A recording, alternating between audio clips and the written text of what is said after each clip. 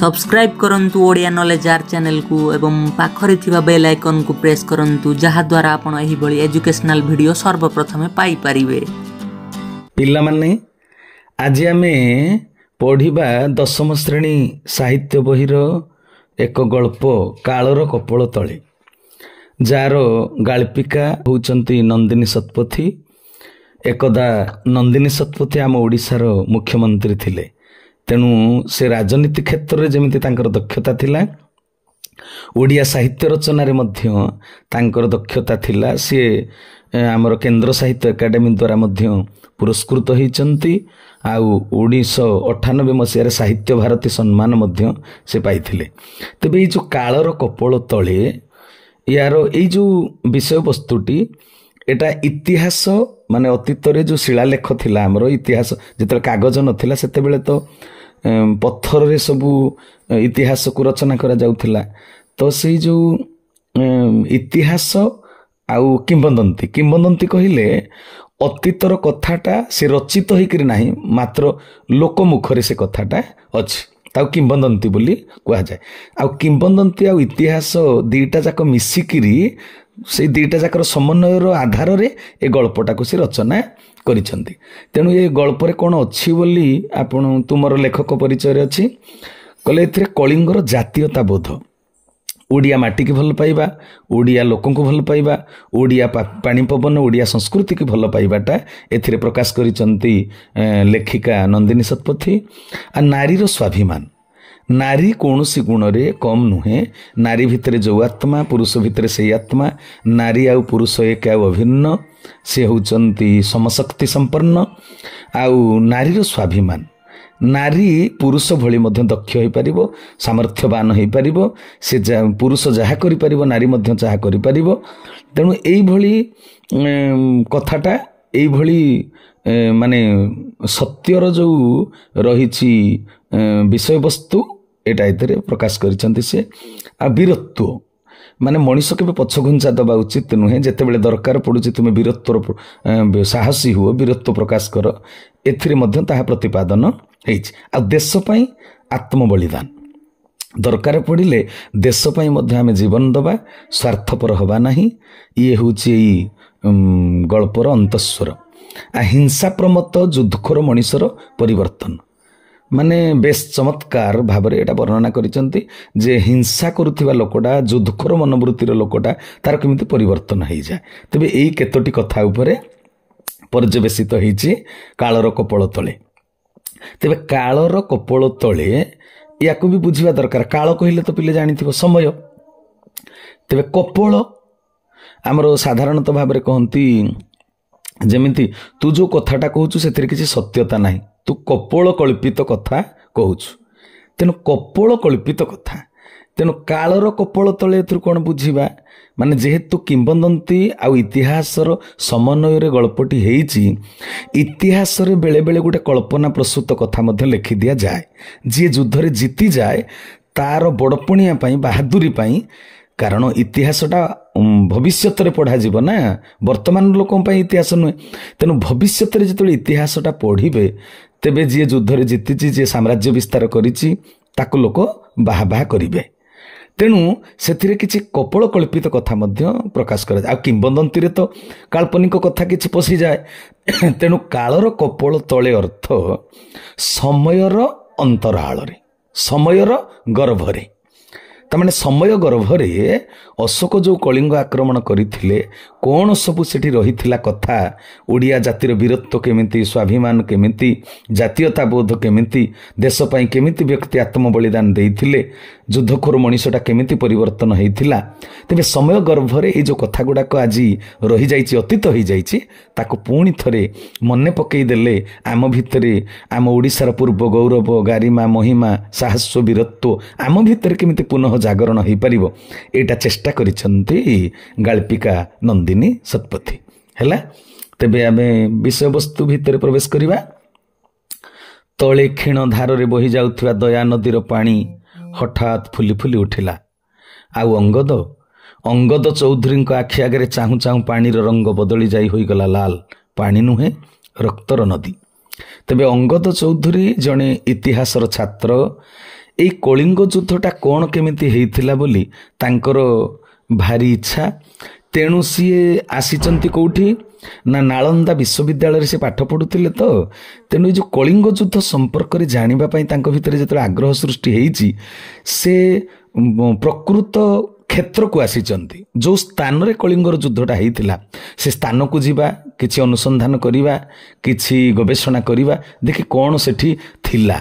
ବର୍ତ୍ତମାନକୁ ଦେଖି ଅତୀତର ସ୍ପଷ୍ଟ ଚିତ୍ରକୁ ସେ ବୁଝିବା ପାଇଁ ଆସିଛନ୍ତି। ଆଉ ଇତିହାସର ଛାତ୍ର ଯେହେତୁ ତାଙ୍କର ଗବେଷଣା ମନୋବୃତ୍ତିଟା ରହିଛି, ଇତିହାସରେ କେତେ ସତ କେତେ ମିଛ ଲେଖା ହେଇଛି, କ'ଣ ଘଟଣା ଘଟିଥିଲା। ତ ଅତୀତର ଲୋକ ବର୍ତ୍ତମାନ ବି ନାହାନ୍ତି, କିନ୍ତୁ ସେ ସ୍ଥାନକୁ ଦେଖିବା ପାଇଁ ତାଙ୍କ ଭିତରେ ଗୋଟେ ଆଗ୍ରହ ସୃଷ୍ଟି ହେଇଛି। ସେ ସ୍ଥାନକୁ ଦେଖିଲେ ହୁଏତ ଅତୀତକୁ ଧାରଣା କରିହେବ, এই ଉଦ୍ଦେଶ୍ୟରେ ସେ ଆସିଛନ୍ତି। ତେଣୁ କେଉଁଠି ବସିଛନ୍ତି ନା ଦୟାନଦୀ କୂଳରେ ବସିଛନ୍ତି। ତେଣୁ ସେ ଦେଖୁଛନ୍ତି ତଳେ କ୍ଷୀଣ ଧାରରେ, କ୍ଷୀଣ ଅତି କମ୍, ବୋଧେ ସେଟା ବର୍ଷା ଋତୁରେ ସିନା ନଈରେ ବେଶୀ ପାଣି ଆସେ, କ୍ଷୀଣ ଧାର କହିଲେ ବୋଧେ ଅଲଗା କେଉଁ ଋତୁରେ ସେ ଆସିଥିବେ ନିଶ୍ଚୟ, ଏଥିରୁ ଜଣାପଡ଼ୁଛି। ତେଣୁ ତଳେ କ୍ଷୀଣ ଧାରରେ ବହି ଯାଉଥିବା ଦୟାନଦୀର ପାଣି ହଠାତ୍ ଫୁଲି ଫୁଲି ଉଠିଲା।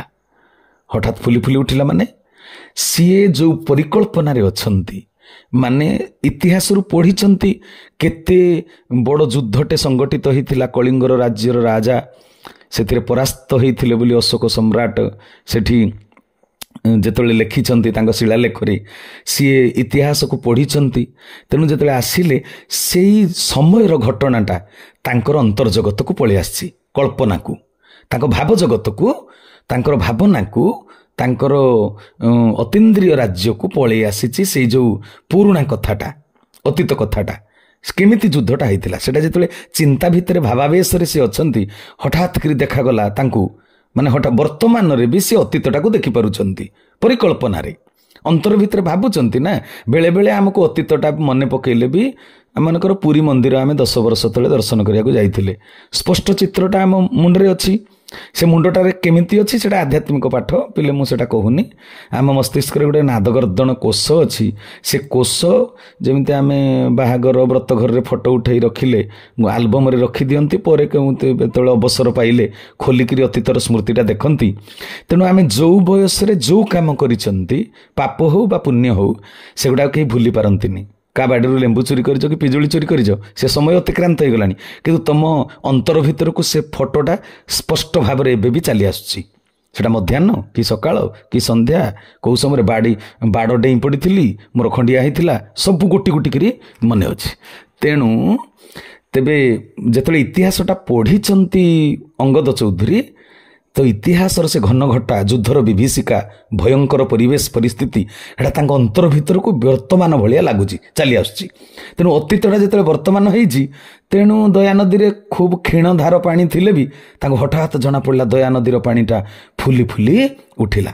ଆଉ ଅଙ୍ଗଦ ଚୌଧୁରୀଙ୍କ ଆଖି ଆଗରେ ଚାହୁଁ ଚାହୁଁ ପାଣିର ରଙ୍ଗ ବଦଳି ଯାଇ ହୋଇଗଲା ଲାଲ। କ'ଣ ପାଇଁ ନା ଦୟାନଦୀରେ ଯେଉଁ ମଗଧ ସମ୍ରାଟ ଅଶୋକଙ୍କର ସୈନ୍ୟ ସାମନ୍ତ ଆଉ କଳିଙ୍ଗ ଆମ ଓଡ଼ିଶାର ସୈନ୍ୟ ସାମନ୍ତଙ୍କ ଭିତରେ ଯେଉଁ ଯୁଦ୍ଧ ହେଇଥିଲା, ସେଥିରେ ମଣିଷମାନଙ୍କର ଯେଉଁ ରକ୍ତ ବୋହି ଯାଇଥିଲା, ସେ ରକ୍ତରେ ଦୟାନଦୀର ପାଣି ମଧ୍ୟ ଲାଲ ହେଇଯାଇଥିଲା। ତେଣୁ ହଠାତ୍ ବର୍ତ୍ତମାନ ସେ ଦେଖୁଛନ୍ତି ତାଙ୍କୁ ଦୟାନଦୀର ପାଣିଟା ଲାଲ ଭଳିଆ ଲାଗିଲା। ପାଣି ନୁହେଁ, ରକ୍ତର ନଦୀ। ଧଉଳି ପାହାଡ଼ର ପାଦଦେଶରେ ଏଇ ବଡ଼ ପଥର ମୁଣ୍ଡିଆଟା ଉପରେ କେତେ ବେଳୁ ବସିଛନ୍ତି। ସେ କିଏ ବସିଛନ୍ତି? ଅଙ୍ଗଦ ଚୌଧୁରୀ। ଧଉଳି ପାହାଡ଼ର ପାଦଦେଶରେ ଏବେ ଯେଉଁ ବୌଦ୍ଧ ସ୍ମୃତି ଅଛି, ତୁମେ ଜାଣିଥିବ, କେବେ ଧଉଳି ଯଦି ଯାଇଥିବ ପିଲାମାନେ, ସେ ଧଉଳି ପାହାଡ଼ର ପାଦଦେଶରେ ଏଇ ବଡ଼ ପଥର ମୁଣ୍ଡିଆଟେ ଅଛି। ମାନେ ମୁଣ୍ଡିଆ କହିଲେ ବୁଝିପାରୁଛ ନା, ମୁଣ୍ଡିଆ କହିଲେ ପର୍ବତ, ଆମର ଗାଁ ଗହଳି ଭାଷାରେ ସେଟାକୁ ମୁଣ୍ଡିଆ ବୋଲି କହନ୍ତି। ମାନେ ସେ ଉପରକୁ ମୁଣ୍ଡ ଟେକି ଥାଏ ବୋଲି ତାଙ୍କୁ ମୁଣ୍ଡିଆ କହନ୍ତି, ଆଉ କ'ଣ। ତେଣୁ ଧଉଳି ପାହାଡ଼ର ପାଦଦେଶରେ ଏଇ ବଡ଼ ପଥର ମୁଣ୍ଡିଆଟା ଉପରେ କେତେବେଳୁ ବସି ରହିଛନ୍ତି ସେ, ବୁଝିପାରୁଛ କି, ପଥର ମୁଣ୍ଡିଆ। ତେଣୁ ଗୋଟେ ମୁଣ୍ଡ ଟେକିଥିବା ଗୋଟେ ପଥର ଉପରେ ବସିଛନ୍ତି, ଆଉ ବଡ଼ ପଥରଟା। ଆଉ ଅଙ୍ଗଦ ଚୌଧୁରୀ ଇତିହାସର ଛାତ୍ର, ଆସିଛନ୍ତି ନାଳନ୍ଦା ବିଶ୍ୱବିଦ୍ୟାଳୟରୁ ଗବେଷଣା କାର୍ଯ୍ୟରେ। ବହୁ ବର୍ଷ ତଳେ ମଗଧରୁ ଆସି ସମ୍ରାଟ ଅଶୋକ କଳିଙ୍ଗ ବିଜୟ କରିଥିଲେ। ଏଠି କଳିଙ୍ଗ ବିଜୟ କରିଥିଲେ ବୋଲି ଲେଖା ହେଇଛି, କିନ୍ତୁ ଘଟଣା କ'ଣ ଘଟିଥିଲା ଏଥିରେ ନନ୍ଦିନୀ ଶତପଥୀଙ୍କର ଟିକେ ଜାତୀୟତା ପ୍ରୀତି ଅଛି। ଓଡ଼ିଶାକୁ ସେ ତଳେ ପକାଇବାକୁ ଦେଇନାହାନ୍ତି। ତେଣୁ ଯେଉଁମାନେ ତ ଜିତିଥାନ୍ତି ସେମାନେ ତାଙ୍କ ବଡ଼ ପଣିଆଟା ଲେଖିଥାନ୍ତି। ତେଣୁ ଓଡ଼ିଶାକୁ ତଳେ ପକାଇ ନ ଦେବା ପାଇଁ ନନ୍ଦିନୀ ଶତପଥୀ ଗାଳ୍ପିକାଙ୍କର ବହୁତ ବଡ଼ ଚେଷ୍ଟା ଯେ ମୋ ଓଡ଼ିଶା ବି କୌଣସି ଗୁଣରେ କମ୍ ନାହିଁ। ସେତେବେଳର ଓଡ଼ିଶାର ମଧ୍ୟ ବୀରତ୍ୱ ଥିଲା। ତେଣୁ କିନ୍ତୁ ଲେଖା ହେଇଛି ବହୁ ବର୍ଷ ତଳେ ମଗଧରୁ ଆସି ସମ୍ରାଟ ଅଶୋକ କଳିଙ୍ଗ ବିଜୟ କରିଥିଲେ। କିନ୍ତୁ କିଏ ଥିଲେ କଳିଙ୍ଗର ରାଜା? କାହାକୁ ପରାଜିତ କରି ଅଶୋକ ଉଡ଼ାଇଥିଲେ ନିଜ ବିଜୟର କେତନ? ଯଦି ରାଜାଙ୍କ ନାଁ ଲେଖାଯାଇନି ତେବେ ସେ କାହା ବିରୁଦ୍ଧରେ ଯୁଦ୍ଧ ଘୋଷଣା କରିବାକୁ ଆସିଥିଲେ? କାହାକୁ ପରାଜୟ କଲେ? ତେଣୁ ରାଜାଙ୍କ ନାଁଟା ଯେହେତୁ ଲେଖା ହେଇନି, ଏଥିରେ ନନ୍ଦିନୀ ଶତପଥୀ ସନ୍ଦେହ ପ୍ରକଟ କରିଛନ୍ତି ପ୍ରକୃତରେ ସେ ଜିତିଥିଲେ ନା ହାରିଥିଲେ ନା ଷଡ଼ଯନ୍ତ୍ର କରି ଇତିହାସରେ ଗୋଟେ ମନଗଢ଼ା କଥା ଲେଖି ଦେଇଛନ୍ତି। ଏଇଟା ନନ୍ଦିନୀ ଶତପଥୀଙ୍କର ହେଇଛି ସନ୍ଦେହ। ତେବେ ଅଶୋକଙ୍କ ଶିଳାଲେଖ ପଢ଼ିଛନ୍ତି ଅଙ୍ଗଦ। ଶିଳାଲେଖ ପିଲେ ଆଗରୁ ତ କହିଛି, ଆଗରୁ କାଗଜ ନଥିଲା, ତେଣୁ ଇତିହାସଟାକୁ ପଥରରେ ଲେଖାଯାଉଥିଲା। ବଡ଼ କଷ୍ଟ କରିକିରି ସେଗୁଡ଼ାକ ସେ ଲେଖୁଥିଲେ। ରାଜା ମହାରାଜା କହୁଥିଲେ, ଯେଉଁମାନେ ଲେଖିବା କଥା ଲେଖୁଥିଲେ ଆଉ ରାଜାଙ୍କର ସେମାନେ ଯେହେତୁ ଥିଲେ କର୍ମଚାରୀ ଆଉ। ଅଶୋକଙ୍କ ଶିଳାଲେଖ ପଢ଼ିଛନ୍ତି ଅଙ୍ଗଦ। ସେଥିରେ ଅହିଂସା, ଦୟା, କ୍ଷମା ଇତ୍ୟାଦି ବିଷୟରେ ଉଲ୍ଲେଖ ଅଛି ଯେ ପରବର୍ତ୍ତୀ ଅବସ୍ଥାରେ ଅଶୋକଙ୍କ ଭିତରେ ହିଂସା କରିବାର ମନୋବୃତ୍ତି ଦୂରେଇ ଯାଇଛି, ତାଙ୍କ ଭିତରେ ଦୟାଭାବ ସୃଷ୍ଟି ହେଇଛି, ସେ କ୍ଷମା ଦେବା ଗୁଣରେ ଗୁଣାୟିତ ହେଇଛନ୍ତି। ଏ ବିଷୟରେ ଲେଖା ହେଇଛି ସେ ଶିଳାଲେଖରେ।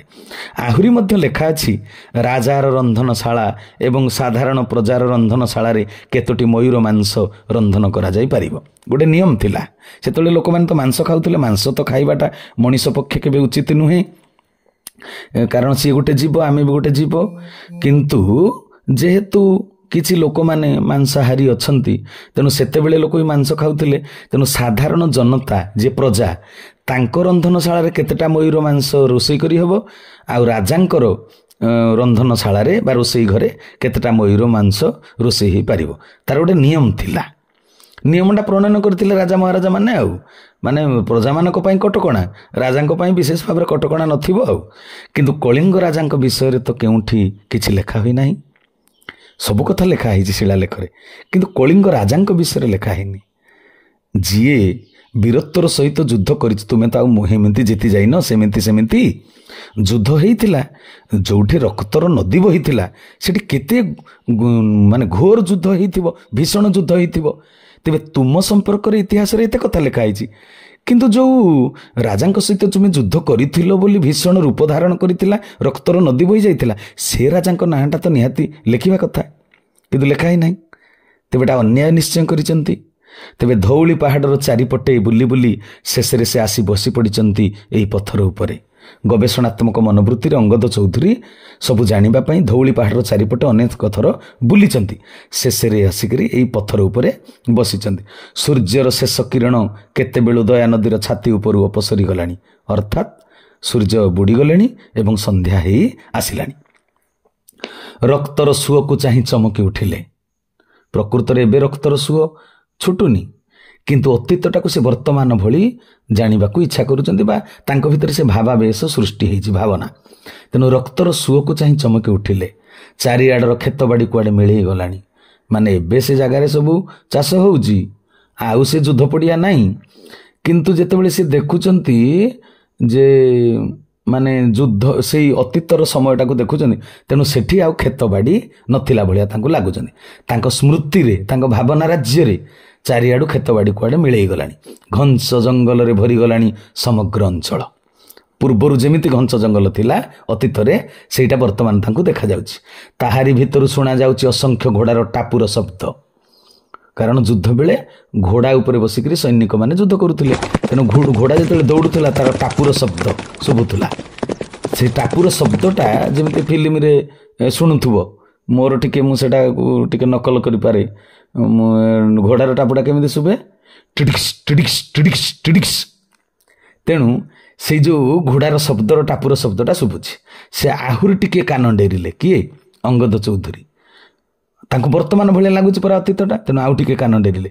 ଘୋଡ଼ା ଟାପୁ ଆଉ ହ୍ରେସାରବ କହିଲେ ଘୋଡ଼ାମାନଙ୍କର ବହୁତ ଜୋରରେ ଯେଉଁ ମାନେ ସାଉଣ୍ଡ, ତାଙ୍କର ଯେଉଁ ରାବ ଶବ୍ଦଟା, ତା ସହିତ ଅସ୍ତ୍ରର ଝଣକାର, ଯେଉଁ ଖଣ୍ଡାକୁ ଖଣ୍ଡା ବାଜିବା, ମଣିଷ ବର୍ଚ୍ଛାରେ ଗେଞ୍ଜି ହେଇଗଲା ମାନେ ମଣିଷର ଶବ୍ଦ ବା ଅସ୍ତ୍ରର ଝଙ୍କାର, ଖଣ୍ଡା ସହିତ ଖଣ୍ଡା, ଢାଲ ସହିତ ଢାଲ ଏ ପିଟି ହେଇଗଲେ ଯେଉଁ ଶବ୍ଦ ହୁଏ, କମ୍ପି ଉଠିଲା ଧଉଳି ପର୍ବତ। ସେହି ଶବ୍ଦରେ ଧଉଳି ପର୍ବତ ମଧ୍ୟ କମ୍ପି ଉଠିଲା। 2 ଆଣ୍ଠୁ ଭିତରେ ମୁହଁକୁ ଗୁଞ୍ଜି ବସି ରହିଲେ ଅଙ୍ଗଦ। ତାଙ୍କୁ ଏତେ ଭୟ ଲାଗିଲା ଯେ 2 ଆଣ୍ଠୁ ଭିତରେ ସେ ମୁହଁଟାକୁ ଲୁଚେଇ ଦେଲେ। ଭୟରେ ସମଗ୍ର ଶରୀର ତାଙ୍କର କମ୍ପି କମ୍ପି ଉଠୁଥିଲା। କେତେବେଳେ ଯାଏ ସେ ସେଇଭଳି ବସି ରହିଛନ୍ତି ତାଙ୍କର ଖିଆଲ ନାହିଁ। ବହୁତ ସମୟ ହେଲା ସେ ବସିଛନ୍ତି, କିନ୍ତୁ ଅତୀତର ଭାବନାରେ ହଜି ଯାଇଛନ୍ତି ଯେ ସମୟ ଜ୍ଞାନ ତାଙ୍କୁ ଜଣାପଡ଼ୁ ନାହିଁ। ହଠାତ୍ କାନ୍ଧ ଉପରେ କାହାର ସ୍ପର୍ଶରେ ସେ ଚମକି ପଡ଼ି ମୁଣ୍ଡ ଟେକିଲେ। କିଏ ଗୋଟେ ତାଙ୍କ କାନ୍ଧଟାକୁ ସ୍ପର୍ଶ କଲା, ଛୁଇଁଦେଲା। ତେଣୁ ସେ ଚମକି ପଡ଼ି ମୁଣ୍ଡଟା ଯେତେବେଳେ ଉପରକୁ ଟେକି ଦେଖିଲେ, ସାମ୍ନାରେ ଠିଆ ହୋଇଛନ୍ତି ଜଣେ ଦୀର୍ଘଦେହୀ ପୁରୁଷ। ଦୀର୍ଘଦେହୀ କହିଲେ ବହୁତ ଲମ୍ବା, ଡେଙ୍ଗା ହେଇକିରି। ଦୀର୍ଘଦେହୀ ବୋଲି କାହିଁ କୁହାଯାଇଛି ତାର ବି ଗୋଟେ ମାନେ ଅଛି, ପରେ ସେଟା କହିବି। ତେବେ ସେ ଦୀର୍ଘଦେହୀ ପୁରୁଷ କିଏ ତାଙ୍କୁ ପୁଣି ଜାଣିବା ଦରକାର। ବେଶ ପୋଷାକରୁ ମନେ ହେଉଛି ରାଜବଂଶର ଲୋକ।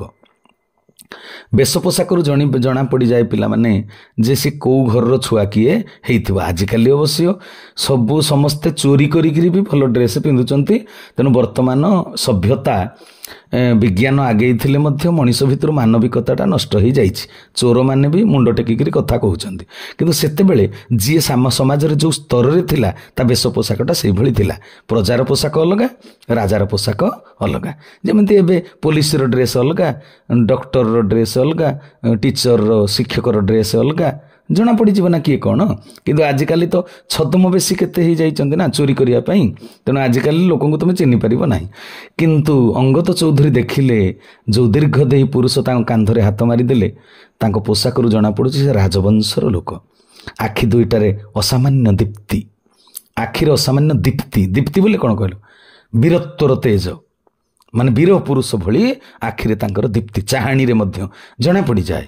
ଚାହାଣୀରୁ ମଧ୍ୟ ଜଣାପଡ଼ିଯିବ ଯେ ତାଙ୍କ ଭିତରେ ସାହସ ଅଛି ନା ସିଏ ଭୟାତୁର। ତେଣୁ ଏଇ ଯେଉଁ ଦୀର୍ଘଦେହୀ ପୁରୁଷଙ୍କର ଆଖି ଦୁଇଟାରୁ ସେ ଦେଖିଲେ ଅସାମାନ୍ୟ ଦୀପ୍ତି। ଅସାମାନ୍ୟ କହିଲେ ମାନେ ସାମାନ୍ୟ ନୁହେଁ, ଅସାମାନ୍ୟ କହିଲେ ବହୁତ ଉଚ୍ଚ ମାନର ସାହସ ଶକ୍ତିର ସୂଚନା ମିଳୁଥିଲା ତାଙ୍କ ଆଖି ଦୁଇଟାରୁ। ଗୋଟିଏ ଅଭୟ ହାତ ସେ ବଢ଼ାଇ ଦେଇଛନ୍ତି ଅଙ୍ଗଦଙ୍କ ଆଡ଼କୁ। କାରଣ ଅଙ୍ଗଦ ଭୟରେ ଯେତେବେଳେ ଥରୁଛନ୍ତି, ବସିକିରି ଉଠି ପାରିବାକୁ ମଧ୍ୟ ତାଙ୍କ ଭିତରେ ଶକ୍ତି ନାହିଁ। ତେଣୁ ଅଭୟ, ଅଭୟ କହିଲେ ଯାହା ଭୟ ଦୂର କରିଦେବା ଭାବନାଟା ହେଲା ଅଭୟ। ତେଣୁ ସିଏ ଅଭୟ ହାତଟା ବଢ଼େଇ ଦେଇଛନ୍ତି। ଆମେ ଯେମିତି ଗଣେଶ କି ମା ସରସ୍ୱତୀଙ୍କର ହାତଟା ଯେଉଁ ଉପରକୁ ଟେକିଛନ୍ତି, ସେଟା ଆଶୀର୍ବାଦ ମୁଦ୍ରାଟା ସେଟା ହେଲା ଅଭୟ। ଆମର ଭୟ ଦୂର କରିବା ପାଇଁ ଦେବାଦେବୀମାନେ ଆମକୁ ଅଭୟ ମୁଦ୍ରାରେ ଆଶୀର୍ବାଦ କରୁଛନ୍ତି। ଇଏ ଅଭୟ ହାତ ବଢ଼େଇ ଦେଇଛନ୍ତି ମାନେ ତମେ ଭୟ କର ନା ଅଙ୍ଗଦ, ମୋ ହାତ ଧର, ମୁଁ ତୁମକୁ ଟେକିଦେବି। ତେଣୁ ଅଭୟ ହାତଟା ଅଙ୍ଗଦ ଆଡ଼କୁ ବଢ଼େଇ ଦେଇଛନ୍ତି। ହଠାତ୍ ଅଙ୍ଗଦଙ୍କର ଯେପରି ସବୁ ଭୟ ଦୂର ହୋଇଗଲା। ସେ ସେଇ ପ୍ରସାରିତ ହାତଟିକୁ ଧରି ଠିଆ ହୋଇ ପଡ଼ି ପଚାରିଲେ, ଆପଣ କ'ଣ କଳିଙ୍ଗର ମହାରାଜା? ସେ ପଚାରିଲେ ଯେ ଆପଣ କ'ଣ କଳିଙ୍ଗର ସେଇ ମହାରାଜା? ଏଇଟା ମନେ ରଖିଥିବା ପିଲା, ଅଙ୍ଗଦ ଚୌଧୁରୀ ବର୍ତ୍ତମାନ ସୁଦ୍ଧା ଭାବନାରେ ଅଛନ୍ତି, କଳ୍ପନାରେ ଅଛନ୍ତି। ଅତୀତର କଥାଟାକୁ ମନେ ପକାଇ ସେ ପୁରା କଳ୍ପନା ରାଜ୍ୟରେ ଏମିତି ଭାସି ଯାଇଛନ୍ତି ଯେ ମଜି ଯାଇଛନ୍ତି, ତାଙ୍କୁ ସତ ସତିକା ଲାଗୁଛି। ବର୍ତ୍ତମାନ ଭଳିଆ ତାଙ୍କୁ ଅତୀତଟା ଲାଗୁଛି। ତେଣୁ ସେ ପଚାରିଲେ, ଆପଣ କ'ଣ କଳିଙ୍ଗର ମହାରାଜା? ନା, ମୋ ସହିତ ଆସ। ସେ ଉତ୍ତର ଦେଲେନି, ନା ବୋଲି କହିଲେ, ମୁଁ ସେ କଳିଙ୍ଗର ମହାରାଜା ନୁହେଁ, ମୋ ସହିତ ଆସ, ତୁମକୁ ନେଇଯିବି କଳିଙ୍ଗର ମହାରାଜାଙ୍କ ପାଖକୁ, ଆସ। ତେବେ ଏବେ କ'ଣ କଳିଙ୍ଗର ରାଜା ମହାରାଜା ଅଛନ୍ତି? ନା, କିନ୍ତୁ ସେ ଭାବନା ଭିତରେ, କଳ୍ପନା ଭିତରେ ଏଗୁଡ଼ାକ ସବୁ ଚିନ୍ତା କରୁଛନ୍ତି ଅଙ୍ଗଦ। ସେ ଦୀର୍ଘଦେହୀ ପୁରୁଷ, ତାଙ୍କୁ ସେ ଲମ୍ବା ଚଉଡ଼ା ପୁରୁଷ ତାଙ୍କୁ କହିଲେ, ଚାଲ ମୁଁ ତୁମକୁ ମହାରାଜାଙ୍କ ପାଖକୁ ନେଇଯିବି। ନିମନ୍ତ୍ରଣ ନୁହେଁ, ଆଦେଶ ଭଳି ଶୁଣାଗଲା ସେଇ ଗମ୍ଭୀର ସ୍ୱର। ମାନେ ସେ ନିମନ୍ତ୍ରଣ କରି କହୁନାହାନ୍ତି ଯେ ଆସ ବୋଲି, ନିର୍ଦ୍ଦେଶ, ଚାଲ ମୁଁ ତୁମକୁ ତାଙ୍କ ପାଖକୁ ନେଇଯିବି, ନିର୍ଦ୍ଦେଶ ଦେଲା ଭଳି କଥା କହିଲେ। ଗମ୍ଭୀର ସ୍ୱର, ପୁରା ନିର୍ଦ୍ଦେଶନାତ୍ମକ ଗମ୍ଭୀର ସ୍ୱର। ଏବଂ ମନ୍ତ୍ର ଚାଳିତ ବତ ଅଙ୍ଗଦ ଅନୁସରଣ କଲେ ସେଇ ଦୀର୍ଘଦେହୀଙ୍କୁ। ଅନୁସରଣ ଅର୍ଥ ପଛେ ପଛେ ଯିବା। ମନ୍ତ୍ର ଚାଳିତ ବତ ମାନେ ଯେମିତି ଗୁଣି ଗାରେଡ଼ି କରିଥିବା ଲୋକ ଗୋଟେ ମନ୍ତ୍ରତନ୍ତ୍ର କରିଦେଇ ଜଣକୁ ଯୁଆଡ଼େ ପଠେଇବେ ସେଆଡ଼େ ଯିବେ। ମନ୍ତ୍ର ଚାଳିତ ବତ କହିଲେ ଯେମିତି ମନ୍ତ୍ର ଦ୍ୱାରା ଜଣକୁ ବଶୀଭୂତ କରି ଦିଆଯାଏ, କ୍ୟାପଚର କରି ଦିଆଯାଏ, ଯାହା କହିବ ତାହା ମାନିବ। ସେଇଭଳି ସେ ଦୀର୍ଘଦେହୀ ପୁରୁଷ ଯେମିତି ମନ୍ତ୍ର କରିଦେଲା ଭଳି ଅଙ୍ଗଦ ତାଙ୍କ ପଛେ ପଛେ ତାଙ୍କୁ ଅନୁସରଣ କଲେ। କିନ୍ତୁ ତାଙ୍କ ଗତି ସହିତ ତାଳ ପକାଇ ଚାଲିବା ସହଜ ନଥିଲା। ଏବେ ତୁମେ ପିଲାମାନେ, ଆଜିକାଲିକା ପିଲା ତ ସବୁ ଅଭିଜ୍ଞାନ ସମ୍ପନ୍ନଶୀଳ, ବୁଝିପାରୁଥିବ ତେବେ ସେ କିଏ। ତାଙ୍କ ସହିତ ଗତି ପକାଇ ତାଳ ଦେଇ ଚାଲି ପାରୁନାହାନ୍ତି ଅଙ୍ଗଦ, ସହଜ ହେଉନି ତାଙ୍କ ଚାଲିବାଟା। ତେବେ ଏ ସୃଷ୍ଟିରେ ଅବିରାମ ଗତିରେ କିଏ ଚାଲିଛି? ଯାହା ପଛରେ କେହି ଗୋଡ଼େଇ ପାରିବେନି, ପଛରେ ପଡ଼ିଯିବେ ସମସ୍ତେ, ସମୟ। ତେଣୁ ଇଏ ହେଉଛନ୍ତି ସେ କାଳ ପୁରୁଷ ସମୟ। ଯେଉଁ ସମୟ ହେଉଛି ସବୁର ସାକ୍ଷୀ। ଅତୀତରେ କ'ଣ ଘଟି ଯାଇଥିଲା ତାର ସାକ୍ଷୀ ହେଉଛି ସମୟ। ଅଟକି ଯାଉଥିଲେ ଅଙ୍ଗଦ ମଝିରେ ମଝିରେ, ସେ ଏତେ ଜୋରେ ଚାଲୁଥିଲେ ଯେ ଅଙ୍ଗଦ ମଝିରେ ମଝିରେ ଅଟକି ଯାଉଥିଲେ। ଥରେ ମାତ୍ର ପଛରୁ କହି ଉଠିଲେ, ଆପଣଙ୍କ ସହିତ ଚାଲିବା ତ ଭାରି କଷ୍ଟକର, ଦୟାକରି ଗତି ଟିକେ ଶିଥିଳ କରନ୍ତୁ।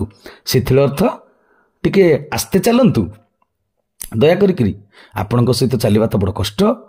ମୁହୂର୍ତ୍ତକ ପାଇଁ ମଧ୍ୟ ପଛକୁ ନ ଚାହିଁ ସେ କହିଲେ, ପଛକୁ ଅନେଇଲେନି, ଚାଲିଛନ୍ତି, ଅଟକୁ ନାହାନ୍ତି, କାରଣ ସମୟ ଅଟକେ ନାହିଁ, ଆଗକୁ ଆଗକୁ ଚାଲିଛନ୍ତି। କିନ୍ତୁ କହିଦେଲେ, ମୁଁ ତ ଦୁନିଆରେ ସବୁଠାରୁ ଶୀଘ୍ର ଚାଲେ, ସମୟ କେବେ ଅଟକିବନି ପିଲେ। ଏବେ 25 ମସିହା ଚାଲିଛି, 26 ହେଇଯିବ, 26 27 ହେଇଯିବ, 27 28 ହେଇଯିବ, ପୁନଶ୍ଚ ଏବେ ଯେଉଁ 21 ଶତାବ୍ଦୀ ଚାଲୁଛି ସେଇଟା ଦ୍ୱାବିଂଶ 22 ମସିହା ହେଇଯିବ, 21 ମସିହା ପରିବର୍ତ୍ତେ 22 ମସିହା ହେଇଯିବ। ତେବେ ସମୟ କାହାକୁ ଅପେକ୍ଷା କରେ ନାହିଁ। ତେଣୁ ସେ କହିଲେ, ମୁଁ ତ ଦୁନିଆରେ ସବୁଠାରୁ ଶୀଘ୍ର ଚାଲେ। କଳିଙ୍ଗ ରାଜପ୍ରାସାଦର ଦରବାର କକ୍ଷ ନିକଟରେ ପହଞ୍ଚାଇ ଦେଇ କେଉଁଆଡ଼େ ଚାଲିଗଲେ ସେହି ବ୍ୟକ୍ତି। ତେଣୁ ଅଙ୍ଗଦ ଚୌଧୁରୀ ତାଙ୍କ ଭାବନା ରାଜ୍ୟରେ, ସ୍ୱପ୍ନ ରାଜ୍ୟରେ ପହଞ୍ଚିଗଲେ। କେଉଁଠି? ରାଜପ୍ରାସାଦ, କଳିଙ୍ଗ ରାଜପ୍ରାସାଦର ଦରବାର ପାଖରେ। ଦରବାର କାହାକୁ କୁହାଯାଏ? ରାଜପ୍ରାସାଦ ଭିତରେ ଶୋଇବା ରହିବା ଘର ଅଲଗା। ଦରବାର କହିଲେ ଯେଉଁଠି ରାଜା ବସିଥିବେ, ମନ୍ତ୍ରୀ ବସିଥିବେ, ସେନାପତି, କଟୁଆଳ, ରାଜକର୍ମଚାରୀ, ପୁରୋଧା ସମସ୍ତେ ବସିଥିବେ, ଯେଉଁଠି ବିଚାର କରାଯାଏ ରାଜ୍ୟର ଉନ୍ନତି ପାଇଁ, ବା କିଏ ଆକ୍ରମଣ କଲା ତାକୁ କେମିତି ଆମେ ଯୁଦ୍ଧରେ ହରେଇବା, ପ୍ରତିହତ କରିବା, ଯେଉଁଠି ଆଲୋଚନାଟା ହୁଏ ସମସ୍ତଙ୍କ ଭିତରେ, ସେଟାକୁ ଦରବାର ବୋଲି କୁହାଯାଏ। ତେଣୁ ସେଇ ରାଜପ୍ରାସାଦର ଦରବାର ପାଖରେ ପହଞ୍ଚେଇ ଦେଇକରି ସେ କାଳ ପୁରୁଷ ବା ସମୟ ପୁରୁଷ କୁଆଡ଼େ ଚାଲିଗଲେ। ଅଙ୍ଗଦ ଦେଖିଲେ ମହାରାଣୀ କୁରୁବକୀ ଧୀରେ ଧୀରେ ଓହ୍ଲାଇ ଆସୁଛନ୍ତି ପାହାଚ ପରେ ପାହାଚ ଅତିକ୍ରମ କରି ଦରବାର କକ୍ଷକୁ। ମାନେ ଉପର ମହଲାରୁ କଳିଙ୍ଗ ରାଜାଙ୍କର ମହାରାଣୀ, ତାଙ୍କ ନାଁ କୁରୁବକୀ, ସେ ଆସୁଛନ୍ତି ରାଜଦରବାରକୁ। ଦରବାରରେ ସମସ୍ତେ ମନ୍ତ୍ରୀ ପରିଷଦ ବସିଛନ୍ତି। ରାଣୀ ଆସିଲେ, ଦୁଇ ପଟେ ଦାସ ଦାସୀଗଣ ମୁଣ୍ଡ ନୁଆଇ ସମ୍ମାନ ଜଣାଉଛନ୍ତି। ମହାରାଣୀ ଯେତେବେଳେ ରାଜ୍ୟର ରାଣୀ, ତାଙ୍କୁ ଦୁଇ ପଟେ ଦାସୀଗଣ, ଦାସୀ କହିଲେ ତାଙ୍କର ଯେଉଁ ଚାକରାଣୀ ମାନେ ସବୁ ଥିଲେ, ସେମାନେ ମୁଣ୍ଡ ନୁଆଇକରି ସମ୍ମାନ ଜଣାଉଛନ୍ତି। ଆମେ ଯେମିତି ଆମ ଘରକୁ ଜଣେ ଲୋକ ଆସିଲେ ଆମେ ତାକୁ ଅଭିବାଦନ ଜଣାନ୍ତି, ନମସ୍କାର କରନ୍ତି, ସେମିତି ରାଜା ମହାରାଜା ଯେଉଁଆଡ଼େ ଯାଆନ୍ତି ଅନ୍ୟ ସମସ୍ତେ ମୁଣ୍ଡ ନୁଆଇକରି ତାଙ୍କୁ ସମ୍ମାନ ଜଣାନ୍ତି, ବା ରାଜା ଆମ ରାଜ୍ୟର କର୍ତ୍ତା ବୋଲି ଏଟା ସ୍ୱୀକାରୋକ୍ତି ଜଣାନ୍ତି। ମହାରାଣୀଙ୍କ ପ୍ରବେଶ ମାତ୍ରେ ଦରବାର କକ୍ଷର ସମସ୍ତ ଗୁଞ୍ଜନ ହଠାତ୍ ସ୍ତବ୍ଧ ହୋଇଗଲା। ଗୁଞ୍ଜନ ମାନେ ଯେଉଁ କଥାବାର୍ତ୍ତା ଚାଲିଥିଲା ଦରବାରରେ, ସବୁ ୟା ସହିତ ସିଏ, ତା ସହିତ ସିଏ ଯେଉଁ କଥାବାର୍ତ୍ତା ହେଉଥିଲେ, ମହାରାଣୀ ଯେତେବେଳେ ଆସିଲେ ହଠାତ୍ ସ୍ତବ୍ଧ ହୋଇଗଲେ ସମସ୍ତେ। ସମସ୍ତଙ୍କ ଗୁଞ୍ଜନ ବା ଗୁଞ୍ଜରଣ ବା କଥାବାର୍ତ୍ତା ବାର୍ତ୍ତାଳାପ ବନ୍ଦ ହୋଇଗଲା। ସ୍ତବ୍ଧ ହୋଇଗଲେ ମାନେ ନୀରବ ହୋଇଗଲେ ସମସ୍ତେ। କ'ଣ ଏଇଟା ରାଣୀଙ୍କୁ ମଧ୍ୟ ଅନ୍ୟମାନଙ୍କର ସମସ୍ତଙ୍କର ସମ୍ମାନ। ଯଦି ବଡ଼ ଲୋକ ବସିଛନ୍ତି ତାଙ୍କ ସାମ୍ନାରେ ବାକ୍ ବେତିଣ୍ଡା କରିବା ଉଚିତ ନୁହେଁ। ଏଇଟା ଆମ ସଂସ୍କୃତିର ଶିକ୍ଷା। ପାତ୍ର ମନ୍ତ୍ରୀ ପାରିଷଦ ବର୍ଗଙ୍କ ସମେତ ସମସ୍ତ ସେନାନାୟକମାନେ ସସମ୍ଭ୍ରମ ଅଭିବାଦନ ଜଣାଇଲେ ମହାରାଣୀଙ୍କୁ। ସସମ୍ଭ୍ରମ ମାନେ ସଂଯତ ହେଇକରି ନିୟମ ପୂର୍ବକ ଅଭିବାଦନ। ଅଭିବାଦନ ମାନେ ନମସ୍କାର ପିଲେ, ଯୋଉଟା ଆମେ କହିଥିଲେ, ଅଭିବାଦନଶୀଳସ୍ୟ ନିତ୍ୟ ବୃଦ୍ଧ ପଶେବିନଃ ଚତ୍ୱାରି ତସ୍ୟ ବର୍ଦ୍ଧନ୍ତେ ଆୟୁର୍ବିଦ୍ୟା ଯଶୋବଳ। ନମସ୍କାର କଲେ ଏଇ ଚାରିଟା ଜିନିଷ ମିଳେ, ଆୟୁ, ବିଦ୍ୟା, ଯଶୋବଳ। ଗୁରୁଜନକୁ ପ୍ରଣାମ କଲେ। ତେଣୁ ଯିଏ ରାଣୀ, ସେ ତ ରାଜ୍ୟର ରାଣୀ, ମାନେ ରାଜା ଯଦି ପିତା ହେଲେ, ରାଣୀ ହେଉଛନ୍ତି ମାତା, ଅତୀତର ଭାବନା। ସେଇଥିପାଇଁ ଆମର ମଧ୍ୟ ଶାସ୍ତ୍ର କହିଛନ୍ତି 7 ଜଣଙ୍କୁ ମା କୁହାଯାଏ। ଆଦୌ ମାତା ଗୁରୁ ପତ୍ନୀ ବ୍ରାହ୍ମଣୀ ରାଜପତ୍ନିକା ଧେନୁ ଧାତ୍ରୀ ତଥା ପୃଥ୍ୱୀ ସପ୍ତୈ ମାତର ସ୍ମୃତ। ଆମ ସଂସ୍କୃତିରେ 7 ଜଣ ମା, ତା ଭିତରେ ଜଣେ ହେଲେ କି ରାଜାପତ୍ନୀ।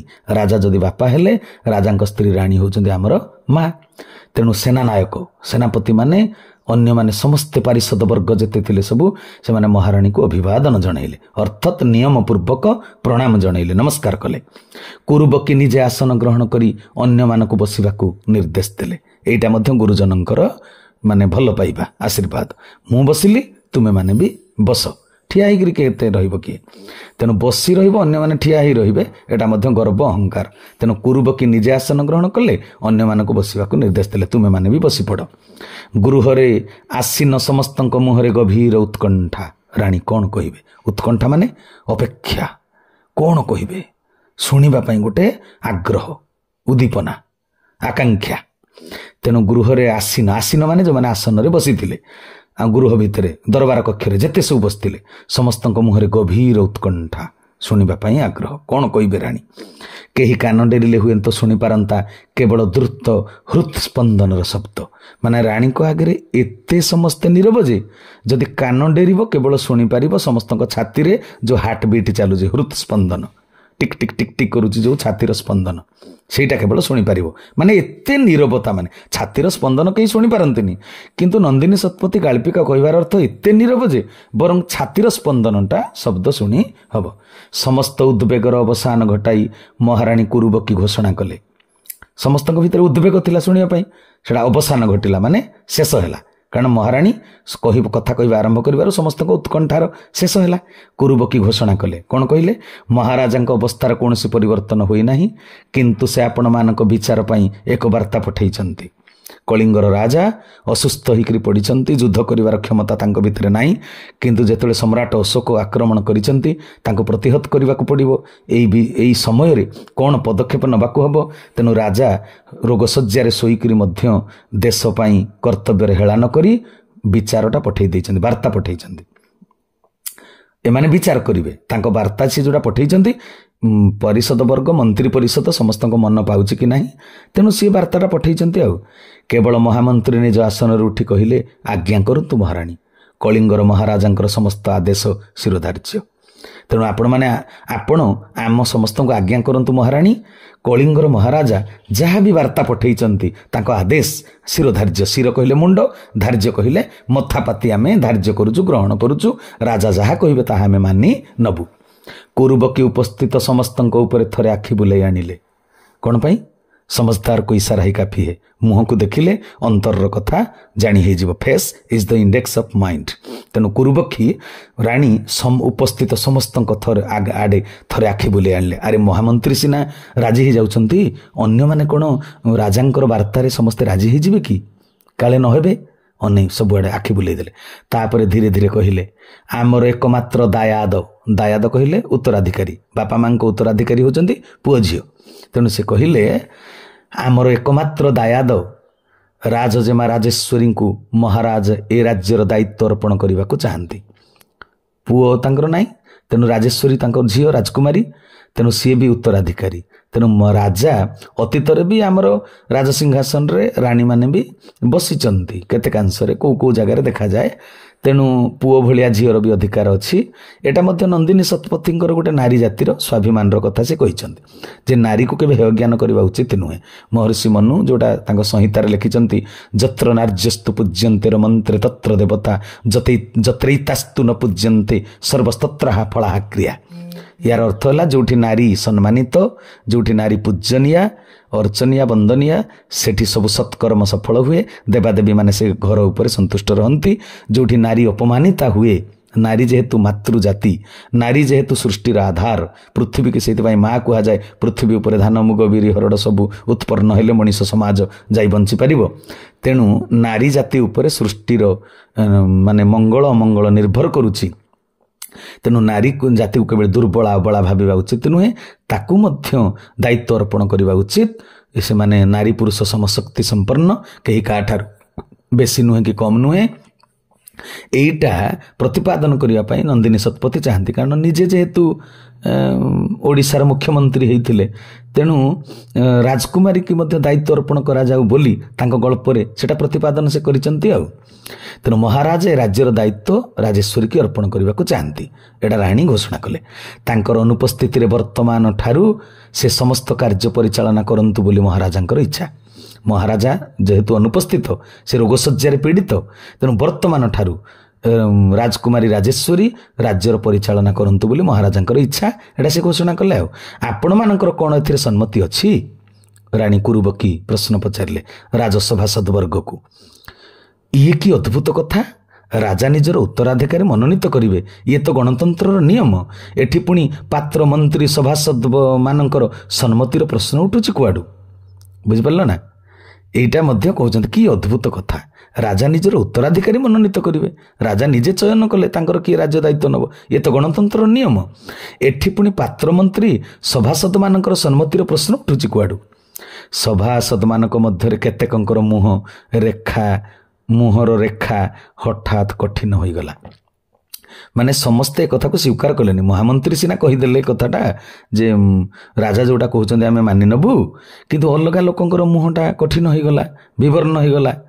କିନ୍ତୁ ମହାମନ୍ତ୍ରୀ ଓ ଅନ୍ୟମାନେ ଏହି ପ୍ରସ୍ତାବକୁ ଅତି ଆଗ୍ରହରେ ଗ୍ରହଣ କରି ନେଇ କହିଲେ, ଇଏ ତ ଖୁବ୍ ଆନନ୍ଦର କଥା। ପୁତ୍ର ଭଳି କନ୍ୟାକୁ ମଧ୍ୟ ରାଜ ସିଂହାସନ ପ୍ରଦାନ କରିବାର ପରମ୍ପରା ଏ ରାଜ୍ୟରେ ରହିଛି। ପୁଣି ବୁଦ୍ଧି ବୀରତ୍ୱରେ ରାଜଜେମା ତ କୌଣସି ରାଜପୁତ୍ର ଠାରୁ ଉଣା ନୁହନ୍ତି। ତେଣୁ ରାଜେଶ୍ୱରୀ ରାଜକୁମାରୀ ସିଏ ବି ଯୁଦ୍ଧ ନିପୁଣା ଥିଲେ, ଅସ୍ତ୍ରଶସ୍ତ୍ର ଧାରଣ କରି ଯୁଦ୍ଧ କରିବାର କ୍ଷମତା ତାଙ୍କର ଥିଲା। ତେଣୁ ସିଏ ଝିଅ ହୋଇ ମଧ୍ୟ ପୁଅ ଠାରୁ କୌଣସି ଗୁଣରେ କମ୍ ନୁହନ୍ତି। ଏକଥା କହିଲେ କିଏ? ମନ୍ତ୍ରୀ କହିଲେ। ସମସ୍ତଙ୍କ ଅନୁରୋଧ କ୍ରମେ ସପତି ରାଜଜେମା ରାଜେଶ୍ୱରୀ ଦରବାର କକ୍ଷକୁ ଆସିଲେ। ତେଣୁ ସମସ୍ତେ ଯେତେବେଳେ ଅନୁରୋଧ କଲେ ଯେ ରାଜଜେମା ରାଜେଶ୍ୱରୀ ରାଜ ଦରବାରକୁ ଆସନ୍ତୁ, ତାଙ୍କ ସ୍ୱାମୀଙ୍କ ସହିତ ପତିଙ୍କ ସହିତ ରାଜେଶ୍ୱରୀ ଦରବାର କକ୍ଷକୁ ଆସିଲେ। ସଭାସଦମାନଙ୍କୁ ଅଭିବାଦନ କରି ବସିବା ପରେ ସେ କହିଲେ, ସଭାସଦ ସମସ୍ତଙ୍କୁ ପ୍ରଣାମ ଜଣେଇଲେ। ଯେହେତୁ ରାଜକୁମାରୀ, ଅନ୍ୟମାନେ ସମସ୍ତେ ଗୁରୁଜନ, ରାଣୀଙ୍କୁ ଅନ୍ୟମାନେ ସମସ୍ତେ ପ୍ରଣାମ କଲେ, କିନ୍ତୁ ରାଜକୁମାରୀ ହିସାବରେ ସେନାପତି ହେଲେ କି ମନ୍ତ୍ରୀ ହେଲେ ସମସ୍ତେ ତାଙ୍କର ଗୁରୁଜନ। ସେ ସମସ୍ତଙ୍କୁ ଅଭିବାଦନ ଜଣେଇଲେ, ପ୍ରଣାମ କଲେ ରାଜକୁମାରୀ ରାଜେଶ୍ୱରୀ। ତାପରେ ବସିବା ପରେ ସେ କହିଲେ, ପିତାଙ୍କର ଇଚ୍ଛାକୁ ଆପଣମାନେ ସ୍ୱୀକାର କରିଛନ୍ତି, ସେଥିପାଇଁ ମୁଁ କୃତଜ୍ଞ। କୃତଜ୍ଞ ମାନେ ଆପଣଙ୍କ ପାଖରେ ମୁଁ ଚିରଋଣୀ, କୃତଜ୍ଞ। କିନ୍ତୁ ଆପଣମାନେ ତ ଜାଣନ୍ତି ମୁଁ ଜଣେ ସାଧାରଣ ନାରୀ। ନିଜ ଭିତରେ ସାମର୍ଥ୍ୟ ଥାଇକରି ମଧ୍ୟ ନିଜକୁ ସବୁବେଳେ ଛୋଟ ମନେ କରିବାଟା ଉଚିତ। ନିଜକୁ ଛୋଟ ମନେ କଲେ ଅନ୍ୟଠାରୁ କିଛି ଶିଖିପାରିବ, ଅନ୍ୟର ସାହାଯ୍ୟ ପାଇପାରିବ। ଯଦି ନିଜକୁ ଗର୍ବରେ କହିବ ମୁଁ ସବୁ ଜାଣିଛି, ଅନ୍ୟମାନେ ତୁମଠୁ ଦୂରେଇ ଯିବେ, ତୁମକୁ କେହି ସାହାଯ୍ୟ ସହଯୋଗ କରିବେନି। ଆଉ ଅହଙ୍କାରୀ ହେଲେ ତୁମେ ଅନ୍ୟଠାରୁ ଜ୍ଞାନ ଅର୍ଜନ କରିପାରିବନି, ଯେତିକି ଜାଣିଛ ସେତିକିରେ ଅଟକି ଯିବ। ଏଇଟା ହେଉଛି ତାର ଶିକ୍ଷା। ତେଣୁ ସେ କହିଲେ ମୁଁ ଜଣେ ସାଧାରଣ ନାରୀ, ରାଜ ପରିବାରରେ ଜନ୍ମ ହୋଇଛି ସତ, କିନ୍ତୁ ରାଜକାର୍ଯ୍ୟ ପରିଚାଳନା କରିବା ସମ୍ପର୍କରେ ମୋର କୌଣସି ଅଭିଜ୍ଞତା ନାହିଁ। ଏ କଥାଟା ବି ସତ୍ୟ। ତେଣୁ ରାଜଗାଦିରେ ଯିଏ ବସିଛି, ଯିଏ ଦାୟିତ୍ୱ ତୁଲେଇଛି, ସେ ସିନା ସେଇଟା କେତେ ସହଜ ବା କେତେ କଠିନ କହିପାରିବ, ତାର ଅଭିଜ୍ଞତା ଥିବ, କିନ୍ତୁ ଏପର୍ଯ୍ୟନ୍ତ ରାଜ ଦାୟିତ୍ୱରେ ନାହାନ୍ତି। ତେଣୁ ସେ କହିଲେ ମୋର ରାଜ୍ୟ ଚଳେଇବାରେ ଅଭିଜ୍ଞତା ନାହିଁ। ଏ କାର୍ଯ୍ୟ ମୁଁ ଠିକ୍ ଭାବରେ ତୁଲାଇ ପାରିବି ବୋଲି କ'ଣ ଆପଣମାନେ ବିଶ୍ୱାସ କରୁଛନ୍ତି? ଅନ୍ୟମାନଙ୍କୁ ପଚାରିଲେ, ଆପଣମାନଙ୍କର ବିଶ୍ୱାସ ଅଛି କି ମୁଁ ତୁଲେଇ ପାରିବି ରାଜ୍ୟର ଦାୟିତ୍ୱ? ଯେଉଁମାନେ ନୀରବ ରହିଥିଲେ ସେମାନଙ୍କ ମଧ୍ୟରୁ ଜଣେ ଠିଆ ହୋଇ କହିଲେ, କିନ୍ତୁ ବର୍ତ୍ତମାନ ତ ଖାଲି ସାଧାରଣ ଭାବରେ ରାଜ୍ୟ ଚଳେଇବାର ଅବସ୍ଥା ନାହିଁ। ମଗଧ ସମ୍ରାଟ ଅଶୋକ ବିପୁଳ ସୈନ୍ୟବାହିନୀ ଧରି କଳିଙ୍ଗ ଆକ୍ରମଣ କରିଛନ୍ତି। କଳିଙ୍ଗ ଉପକଣ୍ଠରେ ଯୁଦ୍ଧ ଆରମ୍ଭ ହୋଇଗଲାଣି। ଅଚାନକ ଆକ୍ରମଣରେ ଆମର ସୀମାନ୍ତ ବାହିନୀ ସମ୍ପୂର୍ଣ୍ଣ ଧ୍ୱଂସ ହୋଇଯାଇଛି। ବର୍ତ୍ତମାନ ଅତି ଦ୍ରୁତ ବେଗରେ ସେମାନେ ରାଜ୍ୟ ଭିତରକୁ ମାଡ଼ି ଆସୁଛନ୍ତି। ତେଣୁ ମନ୍ତ୍ରୀଙ୍କର କହିବା କଥା, ଯେଉଁମାନେ ଅସନ୍ତୁଷ୍ଟ ଥିଲେ, ଇଏ ଯେ ରାଜ୍ୟର ଦାୟିତ୍ୱ ନିଅନ୍ତୁ, ସେମାନେ ଯେତେବେଳେ କୁରୁବକୀ ରାଣୀ ପଚାରିଲେ ଆପଣଙ୍କର ଏଠି ସମ୍ମତି ଅଛି ନା ନାହିଁ, ସେତେବେଳେ କେତେ ଜଣ ନୀରବ ରହିଥିଲେ। ନୀରବ ମାନେ ଅସନ୍ତୁଷ୍ଟ, ସେମାନେ ରାଜି ନୁହନ୍ତି। ତେଣୁ ସେଇମାନଙ୍କ ଭିତରୁ ଜଣେ ଠିଆ ହେଇକରି କହିଲେ ଯେ ହେ ରାଜକୁମାରୀ, ତୁମେ ସିନା କହୁଛ ମୁଁ ରାଜ୍ୟର ଦାୟିତ୍ୱ ତୁଲେଇ ପାରିବି କି ନାହିଁ, ବର୍ତ୍ତମାନ ରାଜ୍ୟ ଦାୟିତ୍ୱ ତୁଲେଇବାଟା ମ୍ୟାଟର ନୁହେଁ। ରାଜ୍ୟର ଦାୟିତ୍ୱ ତୁଲେଇବାଟା ବଡ଼ କଥା ନୁହେଁ। କଥା ହେଉଛି ରାଜ୍ୟ ଚଳେଇବା ଅବସ୍ଥା ସହିତ। ରାଜ୍ୟ ଚଳେଇବାର ଅବସ୍ଥା ବର୍ତ୍ତମାନ ତ ନାହିଁ ସାଧାରଣ ଭାବରେ। କ'ଣ ପାଇଁ ନା ମଗଧ ସମ୍ରାଟ ଅଶୋକ ବିପୁଳ ସୈନ୍ୟବାହିନୀ ଧରି କଳିଙ୍ଗ ଆକ୍ରମଣ କରିଛନ୍ତି। ତେଣୁ ସେମାନେ ଆକ୍ରମଣ କରିଛନ୍ତି କଳିଙ୍ଗ ଉପକଣ୍ଠରେ। ଉପକଣ୍ଠ ଅର୍ଥ ସୀମାନ୍ତରେ, ଉପକଣ୍ଠରେ। ତେଣୁ ଓଡ଼ିଶା ରାଜ୍ୟ ବା କଳିଙ୍ଗ ରାଜ୍ୟର ଉପକଣ୍ଠରେ ସୀମାନ୍ତରେ ଯୁଦ୍ଧ ପରା ଆରମ୍ଭ ହୋଇସାରିଲାଣି। ଅଚାନକ ଆକ୍ରମଣରେ ଆମର ସୀମାନ୍ତ ବାହିନୀ, ଯେଉଁ ସୈନ୍ୟମାନେ ସୀମାନ୍ତକୁ ଜଗିଥିଲେ, ଆମର ଓଡ଼ିଶାର ସୀମାକୁ, କଳିଙ୍ଗର ସୀମାକୁ, ସେମାନେ ସମ୍ପୂର୍ଣ୍ଣ ଧ୍ୱଂସ ହୋଇଯାଇଛନ୍ତି। ସେ ସେନାବାହିନୀ ବର୍ତ୍ତମାନ ଅତି ଦ୍ରୁତ ବେଗରେ ସେମାନେ ରାଜ୍ୟ ଭିତରକୁ ପଶି ଆସୁଛନ୍ତି, ମାଡ଼ି ଆସୁଛନ୍ତି। ତେଣୁ ମଗଧ ସୈନ୍ୟମାନେ ଆମକୁ ରାଜ୍ୟକୁ ଜୟ କରିବା ପାଇଁ ମାଡ଼ି ଆସୁଛନ୍ତି। ଏହି ସମୟରେ ରାଜ୍ୟ ଚଳେଇବା ଦାୟିତ୍ୱଟା ଆପଣ ତୁଲେଇ ପାରିବେ କି ନ ପାଇବେ, ଏଟା କ'ଣ ପଚାରୁଛନ୍ତି? ବର୍ତ୍ତମାନ ଆମେ ଯୁଦ୍ଧ କରିବା, ଆପଣ ସେଥିପାଇଁ ସମର୍ଥ ତ? ଏଟା ଇନଡାଇରେକ୍ଟ ସେ ପଚାରୁଛନ୍ତି। ତାମାନେ ତୁମେ ପାରିବ ତ? ରାଜ୍ୟ ଚଳେଇବା କଥା କହିଦେଉଛ, ମୁଁ ଅନଭିଜ୍ଞ, ତୁମେ ମୋତେ ସାହାଯ୍ୟ କଲେ ମୁଁ ରାଜ୍ୟ ଚଳେଇଦେବି, ମୋ ଉପରେ ତୁମର ବିଶ୍ୱାସ ଅଛି କି ନାହିଁ? କିନ୍ତୁ ଏଟା ତ କଥା ନୁହେଁ। ବର୍ତ୍ତମାନ ସମୟଟା ଘଡ଼ିସନ୍ଧି ମୁହୂର୍ତ୍ତ। ଏବେ ଯୁଦ୍ଧ କରି ଆମେ ତାଙ୍କ ସହିତ ଆମ ନିଜ ରାଜ୍ୟକୁ ସୁରକ୍ଷା ଦେବାର କଥା ଅଛି, ସେଇଟା କଥା କୁହ। ମହାମନ୍ତ୍ରୀ ଚିନ୍ତିତ ସ୍ୱରରେ କହିଲେ, ହଁ ରାଜଜେମା, କଳିଙ୍ଗ ଏକ ଅତି ସଙ୍କଟ ମୁହୂର୍ତ୍ତରେ ଆସି ପହଞ୍ଚିଛି। ତାପରେ କହିଲେ, ମୁଁ ସେ କଥା ଜାଣେ ମହାମନ୍ତ୍ରୀ। ଏହି ମୁହୂର୍ତ୍ତରେ ଆମେ ରଣକୌଶଳ ସ୍ଥିର କରି କାର୍ଯ୍ୟ ଆରମ୍ଭ ନ କଲେ କଳିଙ୍ଗକୁ ରକ୍ଷା କରିବା ସମ୍ଭବ ହେବ ନାହିଁ। बर्तमान आम बड़ा सुचिंतित मतामत रणकौशल युद्धटा कौ कौशल करा कारण आम सैन्यबाहिनी गुड़ाए मरीगले अस्त्रशस्त्र गुड़ाए नष्ट हो गलानी तेणु यही परिस्थिति रे आम रणकौशल कौशल पूर्वक कौन स्थिर करवा केमिति कार्य आरंभ करवा एटा विचार करने को पड़ो आलोचना करने को पड़ो आपण मैंने कौन एथि मो सहित सहयोग करेंगे नहीं आम केमिति रणकौशल स्थिर करवा केमिति व्यवस्था करवा आम कलिंग को सुरक्षा देवाई आपण विचार करने आलोचना करने मते सहयोग करेंगे ना करेंगे राजेश्वरी कंठर दृढ़ता एक अद्भुत प्रभाव सृष्टि कला झीटे ही मध्य राजकुमारी भितर जो विश्वास आस्था आम करवा यही जो कथाटा ये जो साहसटा समस्त भितर गोटे प्रभाव पकेला अद्भुत प्रभाव सृष्टि कला समस्ते समस्वर कहले हाँ निश्चय करूँ यापर राजेश्वरी जहाँ कहले ताहा अति विचित्र मु आपण मानक मध्यरु एई 12 जन योद्धा को चाहे जो माने आज मो सहित सन्मुख समर को जीवाकू प्रस्तुत अछंती तेणु राजकुमारी ऊपर जो माने असंतुष्ट थिले से असंतुष्ट गोष्ठी को न नहीं जो 12 जन मते समर्थन जनइले सेई 12 जन मो साथे आज सन्मुख युद्ध को जीवे बोली सेई योद्धा मानक मु चाहे बोली एक कथा राजकुमारी कहिदेले सन्मुख समर को सब्सक्राइब करंतु ओडिया नॉलेज आर चैनल को एवं पाखरे थिबा बेल आइकन को प्रेस करंतु जहा द्वारा आपण एही बळी एजुकेशनल वीडियो सर्वप्रथमे पाई परिबे।